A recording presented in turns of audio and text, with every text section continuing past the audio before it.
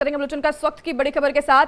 बांग्लादेश हिंसा पर सूत्रों के हवाले से ये बड़ी खबर सामने आ रही है। बांग्लादेश हिंसा पर ये लगातार हम आपको अपडेट दे रहे हैं और ये बड़ी खबर एक बार फिर से सामने आ रही है। हिंसा मामले के तार पाकिस्तान से जुड़ रहे हैं।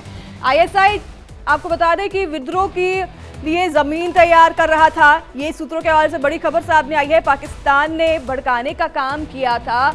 इस हिंसा में पाकिस्तान का बड़ा हाथ बताया जा रहा है। मालदीव की तर्ज पर इंडिया आउट का टास्क दिया गया था।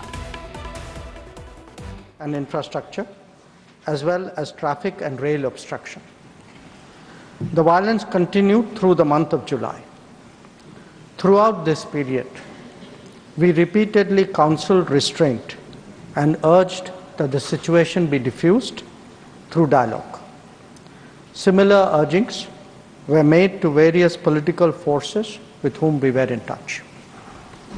So, despite a Supreme Court judgment on 21 July, there was no let-up in the public agitation. Various decisions and actions taken thereafter only exacerbated the situation.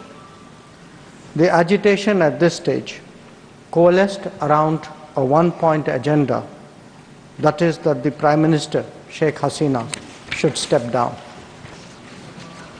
On 4th August, events took a very serious turn. Attacks on the police, including police stations and government installations, intensified even as overall levels of violence greatly escalated. Properties of individuals associated with the regime were torched across the country.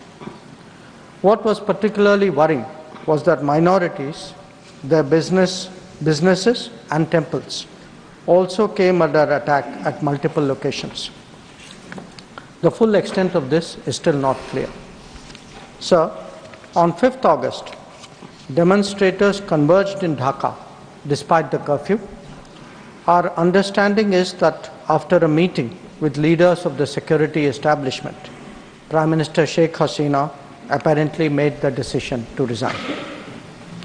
At very short notice, she requested approval to come for the moment to India. We simultaneously received a request for flight clearance from Bangladesh authorities. She arrived yesterday evening in Delhi. The situation in Bangladesh, sir, is still evolving. The Army Chief, General Waqar-uz-Zaman, addressed the nation on 5th August. He spoke about assuming responsibility and constituting an interim government. We are in close and continuous touch with the Indian community in Bangladesh through our diplomatic missions. There are an estimated 19,000 Indian nationals there, of which about 9,000 are students. The bulk of the students, however, have already returned to India in the month of July on the advice of the High Commission. In terms of our diplomatic presence, in addition to the High Commission in Dhaka, we have Assistant High Commissions in Chittagong, Rajshahi, Khulna and Sylhet. It is our expectation that the host government will provide the required security protection for these establishments. We look forward to their normal functioning once the situation stabilizes. Chairman, sir, we are also monitoring the situation with regard to the status of minorities. There are reports of initiatives by various groups and organizations to ensure their protection and well-being. We welcome that, but will naturally remain deeply concerned till law and order is visibly restored.